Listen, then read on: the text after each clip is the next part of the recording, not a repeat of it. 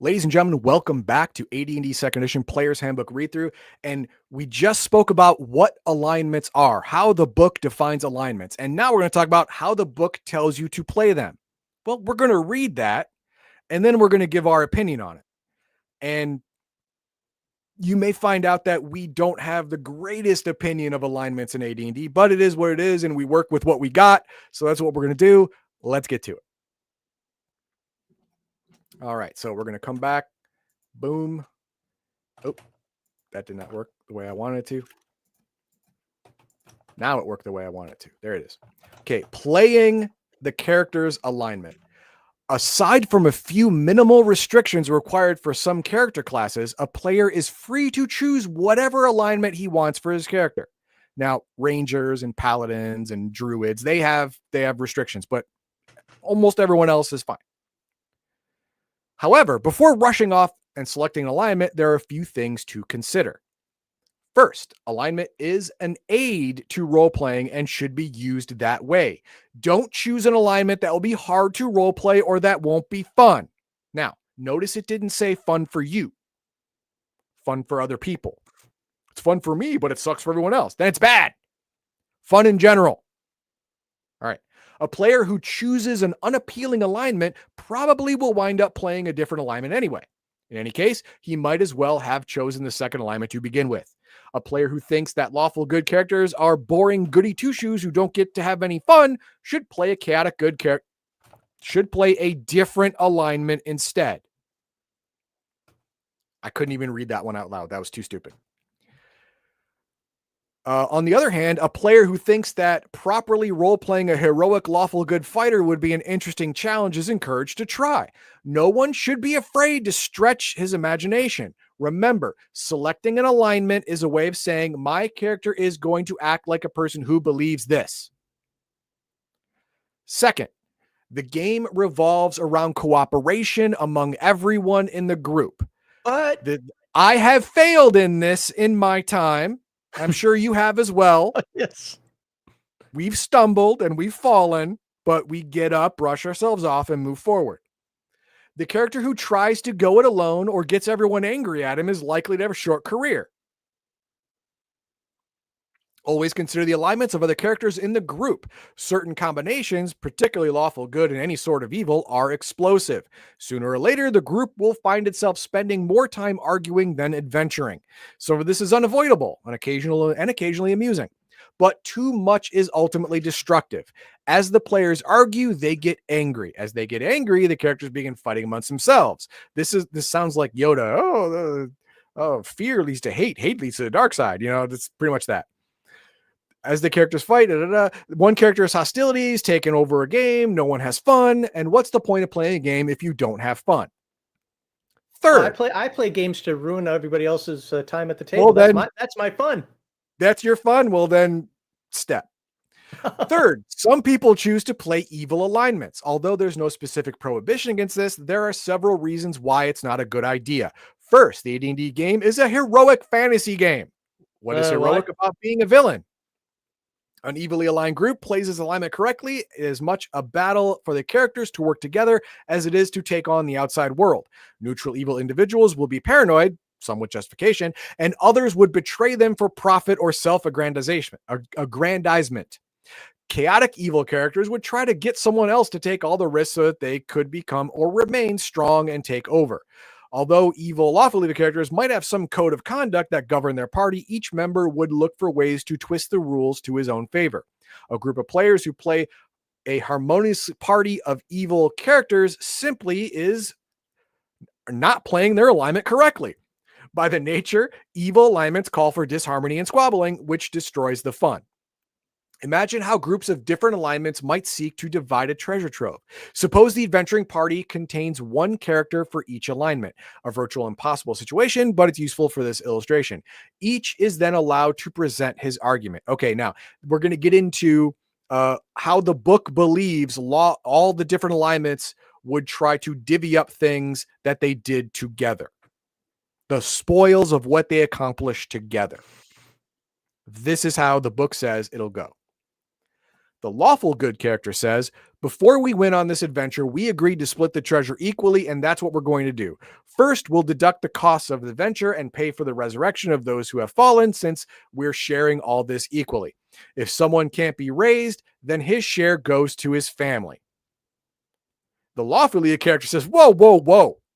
Since we agreed to split equally, that's fine, replies the Lawful Good character. But there was nothing in this deal about paying for someone else's expenses. It's not my fault you spent a lot on equipment. Furthermore, this deal applies only to surviving partners. I don't remember anything about dead partners in this deal. I'm not setting aside any money to raise that klutz. He's somebody else's problem. Flourishing a sheet of paper, the Lawful Neutral character breaks in. It's a good thing for you two that I've got these things together, nice and organized. I have the foresight to write down the exact terms of our agreement, and we're all going to follow them.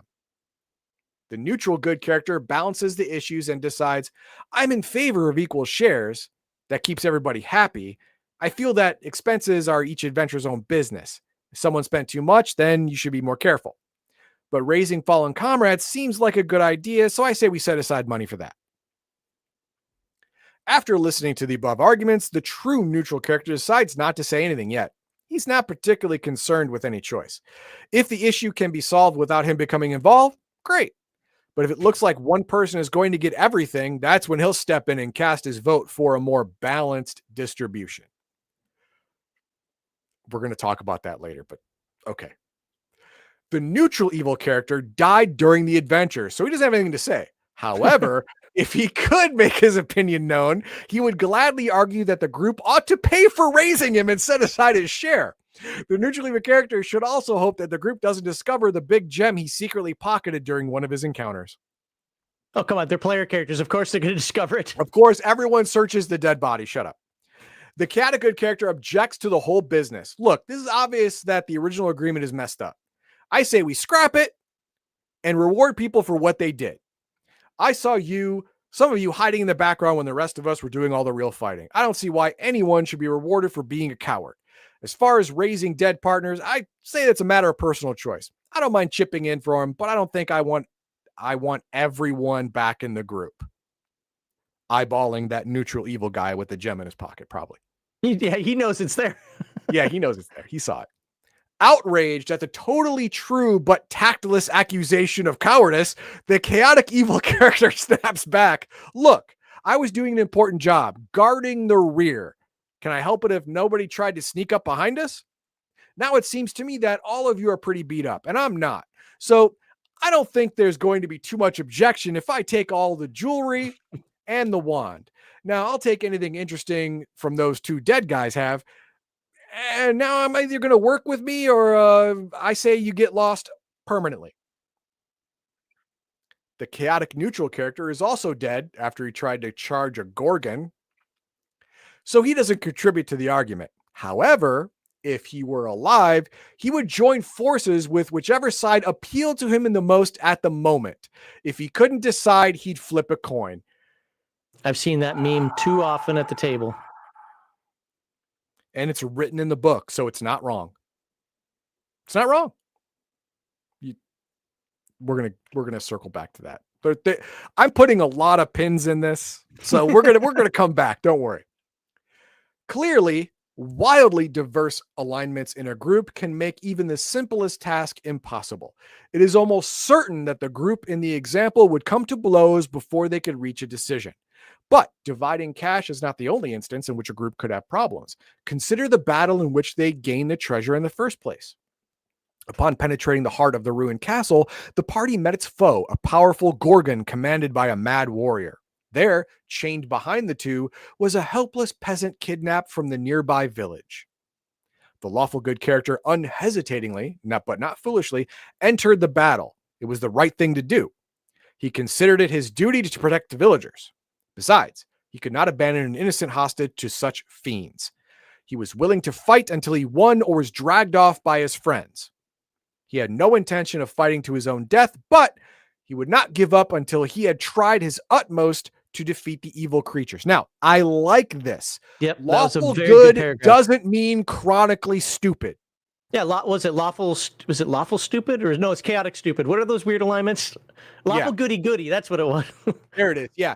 Just because you're lawful good, it doesn't mean if you see something you think is bad, you're going to die to try and stop it. No, you're going to try and stop it without dying. If you can't, you come back later with more things to stop it with. Whatever those things may be. But you're not lawful stupid. All right. Bear in mind. I like that one. The lawful evil character also entered the battle willingly. Although he cared nothing for the peasant, he could not allow the two fiends to mock him. Still, there was no reason for him to risk all for one peasant. If forced to retreat, he could return with a stronger force, capture the criminals, and execute them publicly. If the peasant died in the meantime, their punishment would be that much more horrible. Now, in practice, the lawful good and the lawful evil character did the same thing, or would do the same thing in practice. Now, their thought process behind it was completely different, but from the outside, it would be the same actions.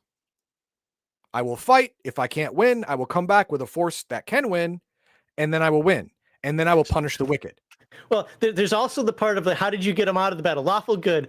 I'm going to fight him. We got to go. No, we got to stand and fight. No, we got to go.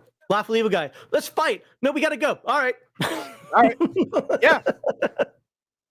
I tried, guys. I tried. I tried, but it didn't work out. There you go. The lawful neutral character was willing to fight because the villains threatened public order.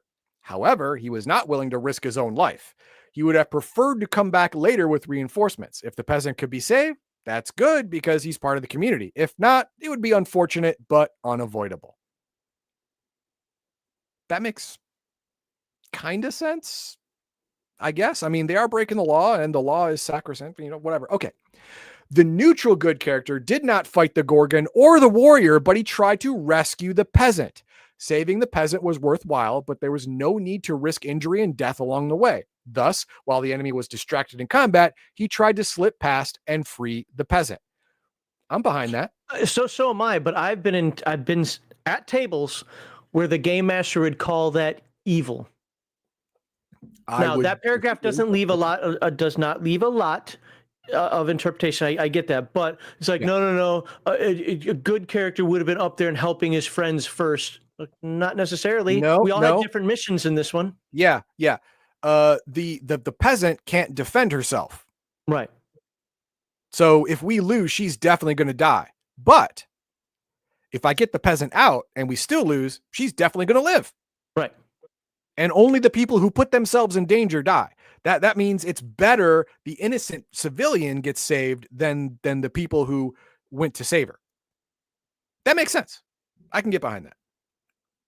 The true neutral character weighed the situation carefully. Although it looked like the forces working for order would have the upper hand in the battle, he knew there had been a general trend toward chaos and destruction in the region that must be combated. He tried to help, but if the group failed, he could work to restore the balance of law and order elsewhere in the kingdom. Okay, this whole paragraph is dog shit nonsense. It is. And I love the true neutral alignment. I'm different than him. I actually think the true neutral alignment is awesome. But the way this book, the more paragraphs that this book puts on true neutral, the less and less I like it. Yeah. This is handbook. Yeah, the whole true neutral nonsense in this book, like you must weigh cosmic balances with every encounter you have. That is unplayable. It is unplayable by a human being. No. Stop it. The neutral evil character cared nothing about law, order, or the stupid peasant. He figured that there had to be some treasure around somewhere. After all, the villain's lair had been once a powerful temple. He could poke around for cash while the others did the real work. If the group got into real trouble and it looked like the villains would attack him, then he would fight. Unfortunately, a stray magic arrow killed him just after he found a large gem. Okay, well, there's no such thing as a stray magic arrow, but okay. The chaotic good character joined the fight for several reasons. Oh, good. Like we need several. Several people in the group were his friends, and he wanted to fight by their sides. Fair. Furthermore, the poor, kidnapped peasant deserved to be rescued. Fair. Thus, the chaotic good character fought to aid his companions and save the peasant. He didn't care if the villains were killed, captured, or just driven away. Their attacks against the village didn't concern him. Okay, so in this instance, the chaotic good character was only worried about the morality in the moment. Yeah, and that's where, again, the first read through of it is that individualism that I think needs to be exemplified more. Maybe they need to italicize it or something, which is what really separates him from the neutral good. Mm-hmm. I don't know. I still found even this paragraph here to be a bit more selfish than I would like out of a chaotic good character, but going with the words of the book, as we said we were going to do. Mm-hmm. I mean, I guess it does make sense that he took kind of a selfish. It's that part at the end where it says their attacks against the village didn't concern him. Well, they kind of would. I mean, it doesn't matter if it was lawful or not, right? But attacking villagers should concern you because guess what? You've got good in your alignment. You've got the word good in there. So even as an individualist, even attacking if it was farmers is bad. That should fucking concern you. Right. Now, I can see it not taking the same prevalence as the neutral good. Yeah, I understand it's not. Yeah, it's not as high up on the list as the lawful good character or even the lawful neutral, lawful evil character, but it's up there, man. It's up there. And it just kind of like tossed it to the side in this thing. The chaotic neutral character decided to charge screaming bloodthirsty cry straight for the Gorgon. Who knows? He might have broken its nerve and thrown it off guard. He discovered that his plan was a bad one when the Gorgon's breath killed him. And make a new character without that stupid alignment. Yes. Again, this is an example of how the chaotic neutral. This is such a clear-cut example of this alignment is dog crap that I believe the writer of this whole thing wants you not to play it. Well, no, I don't think the alignment is dog crap. We wanted symmetry in the whole alignment thing. That's the only reason it's there. I don't think the alignment itself is dog crap. I think the alignment is dog crap for player characters. Yeah. I don't care if some demon acts like this. I don't care if some monster acts like patient this. Or a mental patient. Yeah. This is not an alignment for a player character. No, it is definitely not. Definitely not. The chaotic evil character saw no point in risking his hide for the villagers, the peasant, the rest of the party. In fact, he thought of several good reasons not to. If the party was weakened, he might be able to take over. If the villains won, he could maybe make a deal with them to join their side. If everyone was killed, he could take everything he wanted and leave. All these sounded a lot better than getting hurt for little or no gain. So he stayed near the back of the battle, watching. If anyone asked, he could say he was watching the rear, making sure no one came to aid the enemy. Okay, now I have a problem with this, but I'm gonna again put a pin in it until I get to the end, until I get through this last thing. The two preceding examples of alignment are extreme situations. Good. I'm glad it said that. It's not very likely that a player will ever play in a group of alignments that varied as those given here. If such a group ever does form, players should seriously reconsider the alignments of the different members of the party. More often, the adventuring party will consist of characters with relatively compatible alignments. Even then, players who role play their character's alignment will discover small issues of disagreement. Like I said earlier, each alignment is a road, not a line. Well, the other thing is, and you're still on it. Is what we're reading here are meant to explain the alignments to you as the book presents it. Again, I'm getting comments on Rumble and on YouTube right now where people don't like what's being said. I don't care. We're reading it as the book gives it, and that's how we're interpreting it. I don't care what Gygax said. I'm going to repeat this 3 more times. Probably. Don't care what Gygax said. I don't care what some other book said. I don't care what Tim Cass said. I don't care what anybody said. I don't even care what one of the authors of this book said. We're going by what is written in this book. Do we agree that it's dog shit? Sorry, dog poo? On some of it, yes. Yeah. But these are also extreme examples to highlight a point. Otherwise, they would have had to write 5 freaking pages. They're caricatures of the alignment. The beginning of it said, and even that last paragraph, what Heathen Dog read, said the same thing. This is extreme. These are extreme. These are moral guides, not locked in. You must. If you treat the alignment as a you must, you're playing the alignment wrong. Yes, that's you. You're playing the alignment wrong. If it's a you must. Paladins have codes. It's not about the alignment. It's about the code. Somebody put Cavalier in earlier. Yep. Cavaliers also have codes, more egregious code. But so those things will come into play. You could have a personal moral code that says you must Wu Jen's. Wu Jen's another example of somebody with a code of some sort, even if it's weird. the alignment itself, they're just doing caricatures for you to better understand them. Don't lock the players into this. I did this when I used to run games in the 90s. Ask anybody in my Korea group. Remember when you guys would know because this is video, not live stream. Well, it's both. But people who've watched some of the other live streams know that I've talked a lot about how in the 90s, I was specifically 94, 95, when I was in Korea, I was a bad player. And one of it came up to alignments. And we had this big powwow discussion about alignments. And I was hard coding those alignments. And you must do this. You must do that. You must do these things. I was in the wrong. Okay, you got enough time to clip that. I was in the wrong on that one. I don't know why. I think back to those days. Don't take these as hard stances. I know I'm repeating myself, but I'm looking at the comments that are popping up here. You must. No, it's not a you must. It's a you probably will. Yeah. So let's go back and we'll read these paragraphs again, and we'll give our take on what's written here. Uh-oh. The lawful good character unhesitatingly but not foolishly entered the battle. It was the right thing to do. Lawful good. This villager was kidnapped. That's against the law. Obviously, she's going to be either murdered or worse. I mean, it is a Gorgon and an evil warrior. Bad things are going to happen to this girl, which is, again, a crime. And she's innocent in all this. So the good in you kicks in too. So both your lawful and good side of your alignments are just going like, do it. So yeah, you're going to do it. But lawful good, like we said earlier, doesn't mean lawful stupid, but not foolishly. Right. Now, if you die during this, it's because you were saving the immediate, you were stopping the immediate death of the kidnapped villager or your friends. That's why you died. If there's a way to get away and save the life of the villager, you would take that in a heartbeat and come back with an army. Right. You're not lawful stupid. Right. That's great.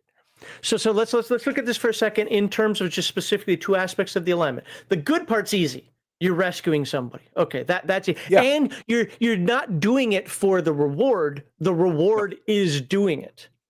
Yes. On the flip side, the lawfulness of this, and again, this is where people sometimes lose the plot a little bit, is they think, well, there's no law written in here, I have to do that. That's not what lawful means. Remember, it's talk about organization, societal structures. You want to know that your society, let's look at the American military. One of the things that we pride ourselves on is the fact no soldier left behind. Is that written into law that you can't leave a soldier behind or you all go to jail? No, it is a concept, though. That is a societal concept that we don't do that, which makes people, honestly, I have a hard time wrapping my brain around this sometimes, but that actually makes people want to fight more. I trust that this guy next to me isn't going to just let me lay if I go bleeding or something worse. So there is a societal structure to that, to helping this person. Knowing that, hey, we saved this villager. If it happens to another villager, they're going to live, the family's going to be happier. The villagers are going to be happier, especially if you succeeded. And they're going to know that, hey, if something happens to me, they're going to try to help me. This is great for society. Yeah. And that's awesome. So the write-up for lawful good, I think, is decent, especially because unhesitatingly, but not foolishly. I like that the writer put that in there. That's great. I love it. And everything else, he was willing to fight until he won or was dragged off by his friends. He had no intention of fighting to his own death, but he would not give up until he had tried his utmost to defeat the evil creatures. Would not give up until he had tried his utmost. If he knew for a fact he could not win, he would go away. Because dying does not serve either law or good in this situation. That paragraph is a pass. I like it. Yep. Lawful evil character also entered the battle willingly. Although he cared nothing for the peasant, he could not allow the two fiends to mock him. Now, again, this is more, the whole mocking thing is more of the character's personality rather than an example of an alignment thought. right? Agreed. This is not an alignment thought. I don't think that should be in there. It would be better if it said he could not allow the two fiends to get away with profiting off of breaking the law. That would be more alignment appropriate thinking. They're breaking the law. I can't. They cannot benefit from it because I can't either. That would be more lawful evil thinking. Still, there was no reason for him to risk all for one peasant. Fair. If forced to retreat, he could return with a stronger force, capture the criminals, and execute them publicly. If the peasant died, their punishment would be even more horrible, maybe drawn and quarter or whatever they do there for killing peasant girls. Again, besides that mocking them nonsense that came out of nowhere, basically left field thoughts, that paragraph also is okay. I have a little more issues with that one. I agree 100% with what you said about the whole mocking thing. That's a personality quirk. That's not limit. That had nothing to do with this whole thing. But I think it's because you really can't justify for a lawful evil person as to why he wants to save somebody. Now, I would never say to the player, well, you have to go save or you can't go save. I would say unless there's something that he's obliged to. Did you take a contract that said you would do this? Did you? Yeah, is he a constable? Is he in charge of this village? Then that would be different. But also the lawful evil would if he thought he could win and he won, he would gain. Sure. If he didn't think he could win when he got there, he would run, come back with a bigger force, win, and then gain. Oh yeah, and promote himself. Yeah, this whole thing only elevates him. He had no plan about fighting anywhere near the death. No, he planned on going there, looking around and going, I don't have a good chance here. Leaving, coming back with a couple of platoons and then winning and still getting the glory. Sure, the peasant may be dead, but the perpetrators of her death would be killed publicly and he would be hailed as the conquering hero. I get that. I respect that leans into neutral evil a little bit, but I still think your point is valid.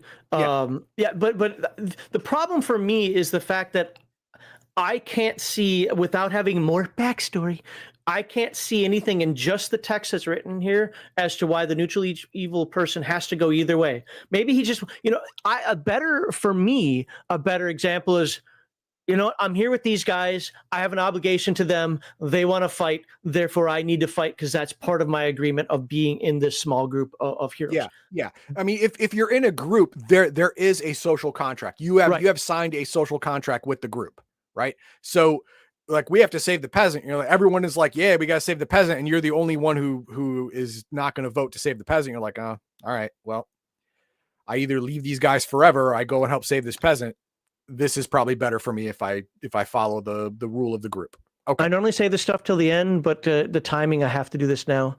Mage's Musing says there seems to be a notion that lawful evil must also be uptight and arrogant. Yeah, the way it's written here, both here and earlier, I agree. It's I know they're making caricatures of these things, but when players see those caricatures, what do? They try and emulate the caricature and not the idea behind it. And bump it up to 11. Yep. Spinal tap that thing. Yep. Now, let's do lawful neutral. The lawful neutral character was willing to fight because the villains threatened public order. However, he was not willing to risk his own life. He would have preferred to come back later with reinforcements. If the peasant could be saved, that is good because he's part of the community. If not, it would be unfortunate but unavoidable. So, from the outside, the lawful evil character's actions and the lawful neutral character's actions are almost indistinguishable. Right. From the outside. I want everyone to see this, to understand this. That's why there are spells called no alignment. You can't you can't see a serial killer by looking at him. Oh, he's a Jeffrey Dahmer looking guy. Dude, literally 30% of the people on the planet look like Jeffrey Dahmer. I don't know what to tell you. You cannot see someone's alignment by how they look or by how they act in general situations. You can't. It doesn't work. The lawful neutral and the lawful evil, and in some instances, the lawful good would look identical from the outside. The actions and the result would look identical from the outside. I Maybe argue not so that much the lawful neutral, good, but definitely the lawful neutral and lawful evil in this situation. If you're watching them, they did the exact same thing. Watching, yes, but getting into their headsets here, I actually posit that the lawful neutral character was more evil.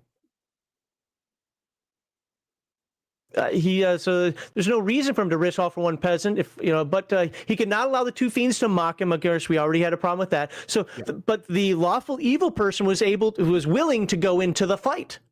The lawful neutral is like, Now, there's nothing wrong because it doesn't say how big the fight is. It doesn't say what's going on. There's a lot of things that can play here. The only time it actually said anything reasonable was in Lawful Good when it said, "Hey, don't be foolish." Yeah, don't be lawful stupid. So what Max is saying, that if you switch those two paragraphs around, it would be more appropriate. And you know what? I agree with him. I agree. The lawful neutral paragraph should be the lawful evil paragraph, vice versa. At least the way they're written here. Yeah, the way they're written here, it should be reversed. And kill that mocking thing. Get rid of that. That has nothing to do with alignment. Shut up. Right. The neutral good character did not fight the Gorgon or the warrior, but tried to rescue the peasant. Saving the peasant was worthwhile, but there was no need to risk injury and death along the way. Thus, while the enemy was distracted in combat, he tried to slip past and free the peasant. I like this a lot. I like this a lot. You don't care about law and chaos. You only care about good, of what's in front of you, and then the idea behind it.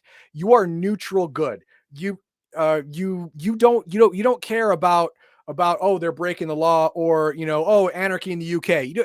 You see a bound peasant in front of you. The win is to get that bound peasant out. That's what's bad. That's what's evil in this situation. Remove that element and you've done good. Killing these guys isn't necessary to do a good thing. Well, somebody else is taking care of that for you anyway. Yeah. And they got that handled. Yeah, what's the end result? The end result is free the prisoner. Now, to be fair, two things can both be right. You can say killing them all because they're just going to come back and do it again. Sure. Okay, with neutral good, you can have the death penalty argument if you want. The idea is removing the threat and the potential of future threat, and also getting the prisoner. I would still say that number one, the prisoner is the primary goal, and removing the threat is a secondary goal. The neutral good person went after the primary goal. Will he come back to help fight the rest? Well, if the others are still fighting, sure. If they can get away, this is too big. This is too much going on here. We did what we need to do. Let's go. I could see him bailing as well. Sure. Yeah. I mean, for the most part, I like this paragraph. I like it. Yeah. It's second only to the lawful good one. Yeah. The true neutral. Okay, this is going to be a dumpster fire. All right, this is going to be an awful dumpster fire, but I'm going to get through it. Okay. The true neutral character weighed the situation carefully. Right there, that first goddamn sentence. This is a fight, dumbass. This is it. Your friends or your comrade group is getting into a fight. This is happening. There is no weighing the situation carefully. This is what's going to happen. You have two choices, fight or not. And if this is your group, you're probably just going to fight. There's no weighing carefully. Although it looked like the forces working for order would have the upper hand in the battle, he knew there had been a general trend toward chaos and destruction in the region that must be combated. Bullshit. This situation has nothing to do with the goddamn universe. The results of this fight will not tip the scales of cosmic order. Devils become demons, demons become devils, and gods become elemental creatures of darkness and light. None of that crap is going to happen, you pompous prick. Yeah, none of it. Big inflation here. That's what I wrote down on a note that while you're talking, and you covered it. This is conflating two things, the small scale versus the big scale. But this is why people end up playing the true neutral alignment so stupid. Please, for the love of God, if you want to play true neutral in your game, Dungeon Masters, whether you're running it, or players if you're going to be it, please get the Druid's Handbook. I know we're not, he's probably getting angry at me saying that all the time. You're supposed to be just talking about this book, but the Druid's Handbook, at least is for second edition, has an amazing chapter on the true neutral alignment that fixes all this nonsense at this point. I don't even want to argue this because I know it's been fixed. Not him, sorry, because it's been fixed. Has been fixed. Yeah, this is all stuff. If you have this book, just get a black marker and just knock this out. Knock all this true neutral nonsense out. Just get rid of it. Get the Druid's Handbook. The neutral evil character cared nothing about law, order, or that stupid peasant. He figured there had to be some treasure around here somewhere. After all, the villain's lair had been a powerful temple. He could poke around for cash while the others did the real work. If the group got into real trouble, it looked like the villains would attack him, then he would fight. Unfortunately, a stray magic arrow killed him just after he found a large gem. Now, this isn't glaringly bad, but the neutral evil character does have a self-preservation technique. Yeah. And the thing is, if everyone saw him not fighting, he wouldn't get dick in the end. Dude, you didn't do anything. You literally did nothing. You just sat there looking around corners, breaking pots to see what's inside them. You did nothing to help while we were risking our life. He wouldn't do that. The neutral evil character would make himself look like he's participating. Exactly. And so he can not get dinged for it later, but make sure he's not actually putting himself in anywhere near the danger everyone else is. I would argue in this scenario that the neutral evil would go in with the neutral good and then take credit. That's entirely possible. Yes. I'm not saying that's the only action he could take, but yeah. So yeah, this is a little wrong. This is a little wrong. All right. He would make it look like he's participating when he's only participating nominally. The chaotic good character joined the fight for several reasons. Several people in his group were his friends, and he wanted to fight by their sides. Furthermore, the poor kidnapped peasant deserved to be rescued. Thus, the chaotic good character fought to aid his companions and save the peasant. He didn't care the villains were killed, captured, or just driven away. Their attacks against the village didn't concern him.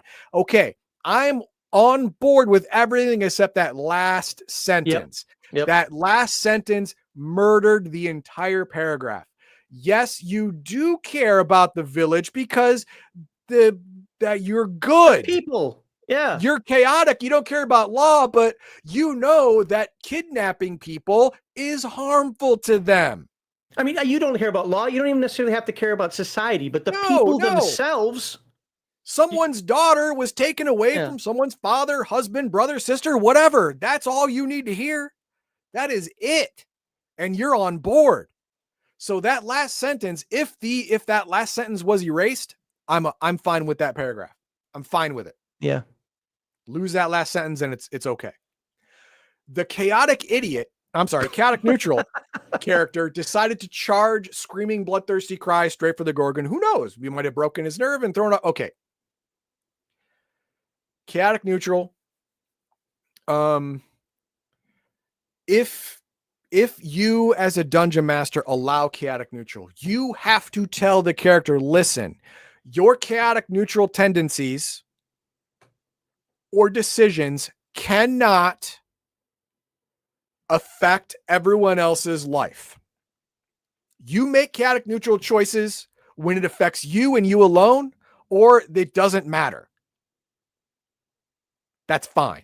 That's the only way the group is not going to just stab you in the back or leave you at the side of the road tied to a tree.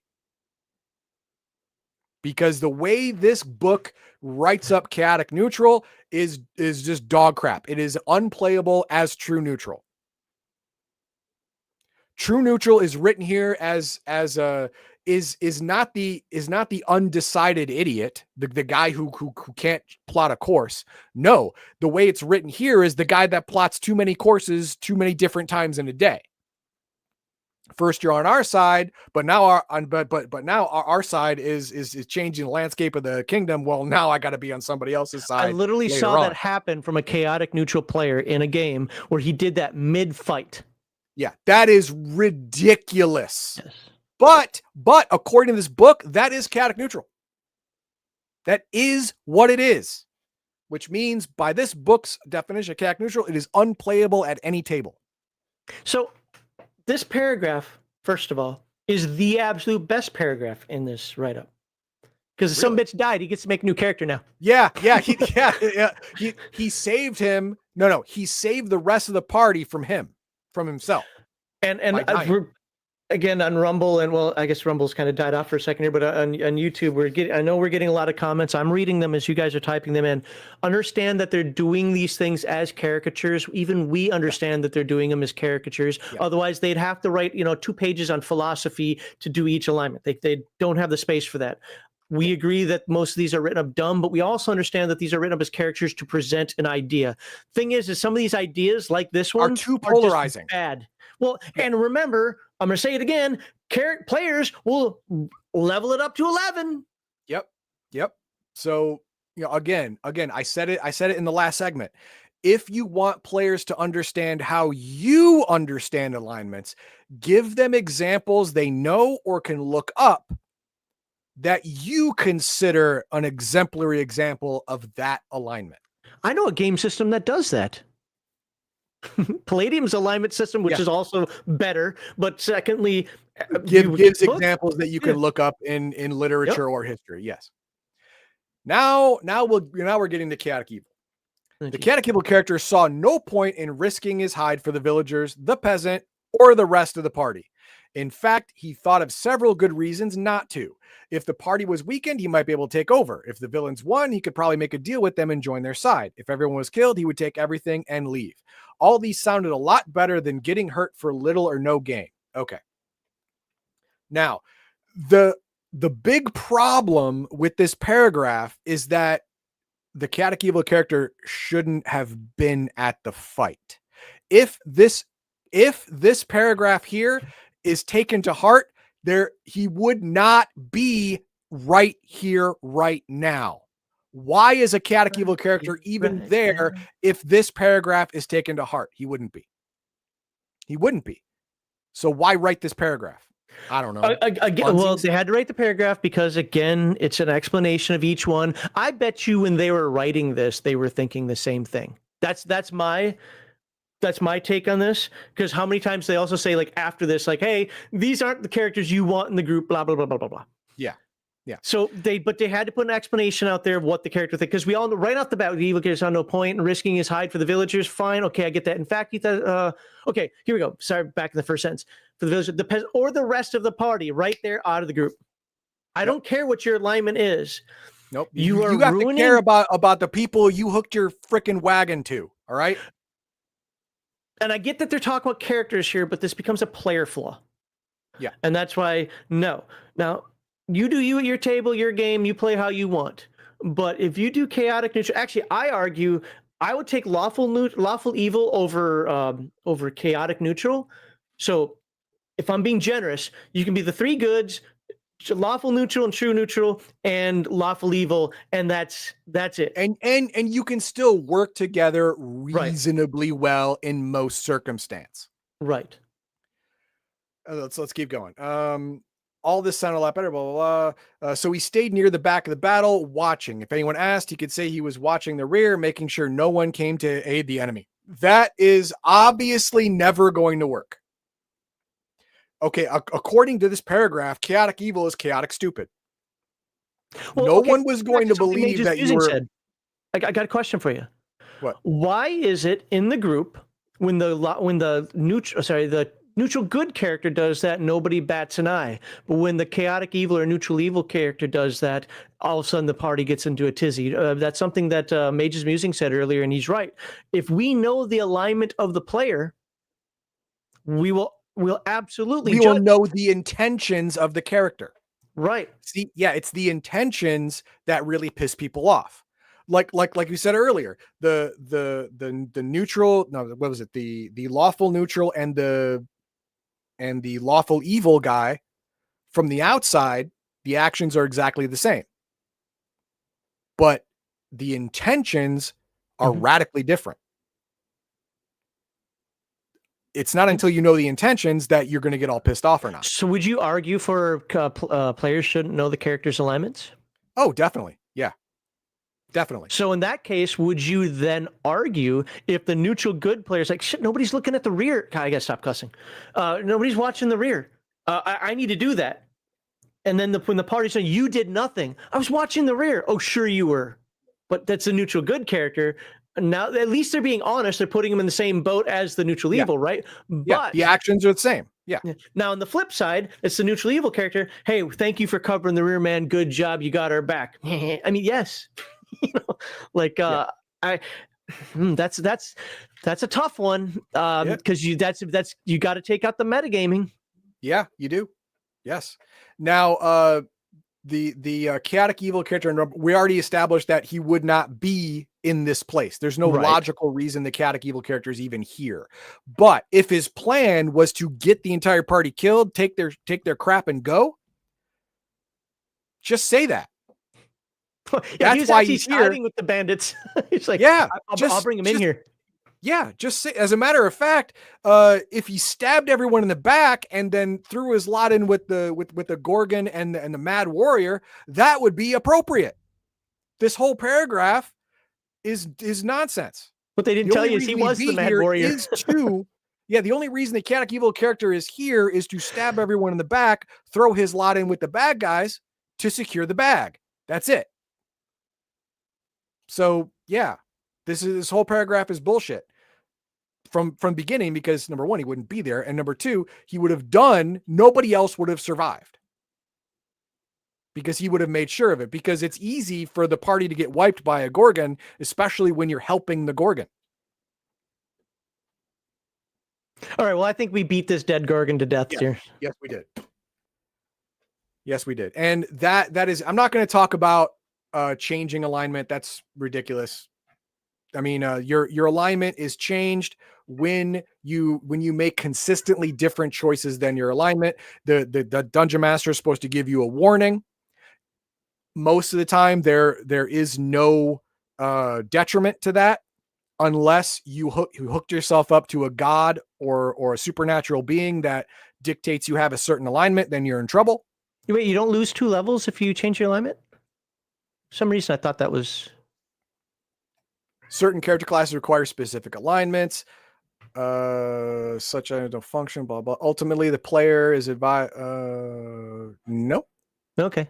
Nope. That's only in what do you call it? Dragonlance. Dragonlance. Well, of course, I use that morality chart, so... Yeah, I use that too. Yeah, it's if you have to play an AD&D alignment, use the first edition Dragonlance morality chart scale thing, where it has, every time you make a thing against your alignment, you move 1 step closer to another alignment, and you get lots of steps. I mean, it's not like, oh, you make 1 mistake, you're screwed. No, you get like 10. There's you have to want to change up to 10 spaces, so that's it. So yeah, there you go. So what do we have for... Ready for the comments? I'm ready for the comments. Let's hit me. I actually didn't star a lot of them because they're just mostly the same. So we did that one. Did we do this one? This write-up completely ignores the fact that stories are driven by conflict. Having such characters butt heads is half the fun. I knew you'd have a thought about that. Yeah. Mage's Musings. This is wrong. It's wrong. Conflict is not between the characters. Conflict is between the characters and people outside the group. That's what drives a story. Now, if you want to talk about conflict of characters in the group, this is supposed to be lighthearted, comical, or something to progress personal growth, like Legolas and Gimli, stuff like that.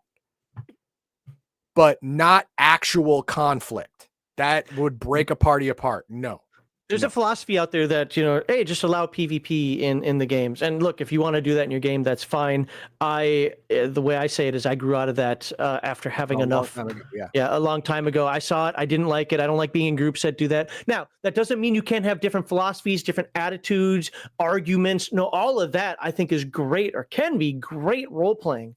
But when you have diametrically opposed alignments and they come to fruition, like the whole Raceland. It's going to be a fight, dude. It's going to be a fight. Raceland Sturm thing in Dragonlance. When I was younger, I loved it. As I got older, I'm glad the party split up. Yeah. It was the only way it was going to survive. All right, what else we got? Look at these beautiful people. Welcome back. Well, thank you. Hey, thank you, gaming. That was unnecessary, but it was nice. Well, we took a break. Now, let me comment first, and then let's see if you've got one on here with Doc. Doc, all I'm going to say is thank you for the membership, and I don't think you watched the beginning of the video because I did see when you came in, at least when you typed, you came in late. So I'll explain it for the 5th or 6th time. He says the 3 alignment system worked fine for what it was, siding or not with the universal conflict with defined sides. Didn't I address that already a couple of times? As a morality slider, it's a fail. We're taking, and I'm not going to say that you're wrong. I think generally speaking, that's probably right. But we're covering this as presented in the book. And the book says nothing about that. So we are not going to pretend it's supposed to be there. We're not going to pretend that, again, the way I was saying, I don't care what Gygax said. I don't care what Ed Greenwood said. I don't care what Larry Elmore said. I don't care what anybody says about how it's supposed to be done. I don't care what some other book says. Well, it's Gygax books again, but Role Playing Mastery or whatever. I don't care what any of that says because we're presenting the book as what the book gives you. And do we think, let me not speak for him. Do I think that the book is a fail on this? I think it's got some good nuggets in there, but I think it's a pretty big fail on how it writes up the alignments in AD&D 2nd edition. Still my favorite edition of the game, but we all know how many fights have been caused by these. Yeah. Overall, we believe that its description and examples of alignment are not conducive to good gameplay. I do want to, he made a comment on here that kind of followed up. Yeah, here we go. This is for Mage's Musings. Conflict between PCs is gold. You guys are wimps. Okay, if that smiley face wasn't there, you're gonna ban hammer, but you don't get a ban hammer. Good job. So, all right. Well, that's it for the comment. Thank you very much. And there are a few other comments, and there you guys are chatting back and forth, which is awesome. I know that there's going to be a lot of takes. It's interestingly, one of the things that I've noted is a lot of people are doing videos on alignments recently. Ours is just coincidence. Follow our series of events. That was just the next part of the book. We were just going in order in the book. I'm going in order in the book, and this is the order. This is what happened today. So we'll see if some of those folks want to come up, and that's great. That's great if you want to add in all this other context. I don't necessarily disagree with it, but how we're covering it is what the book says. If your friend goes and buys AD&D 2nd edition Player's Handbook, says, I want to play X alignment, this is what he's going to see, and this is going to be expectation from the book. If you do something else, you'll just have to explain that. Why do you do it? What are your thoughts on it? So on and so forth. So what are you covering next? Well, what are your final thoughts, and what are you covering next week, Eden Dog? Okay. Final thoughts. So the alignment in AD&D is a mess. The only one that can save it is the Dungeon Master. That's it. That is the one and only goalie in this whole game. All right. You as the Dungeon Master are responsible for making sure that one, the players play alignments that you are absolutely willing to have them play as a group. And two, you have to manage their expectations on what that alignment actually is supposed to be played as. That's your job. If you do those two things, everything should be fine. Or fine enough. Should be fine enough.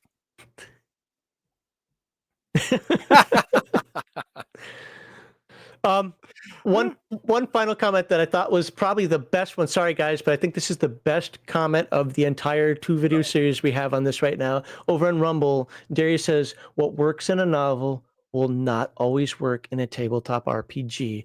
I have 100%. Said that a million times. 100%. Heathen Dog said that. Yeah, yes, because the problem is the novel, you need that conflict. People don't act like novels. That's the unfortunate thing. If you think that, well, he called me all types of names, so my character is going to learn from that. No, what they do is they double down like, I'm going to get him next time. Yeah, because individual people are stupid and will make the wrong choice 99 times out of 10. And with that, like, subscribe, and share. What alignment is that? No, appreciate everybody being here. If you've got thoughts, go ahead and put them in the description. Remember, or not description, in the comments. Remember, if you're commenting on something that we said specifically, timestamp it. Otherwise, I'm not going to know what you're talking about. And then I'll just ignore it at that point. If you timestamp it, you have a much higher chance of me going, oh, let me take a look what this person said, and do I agree, disagree, and why do I agree or disagree?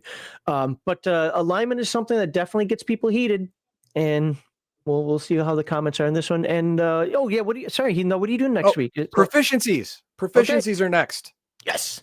Weapon, non-weapon, optional, non-optional. It's going to be great times. Perfect. Well, we look forward to talking to you all then as we cover proficiencies in 2nd edition Advanced Dungeons and Dragons.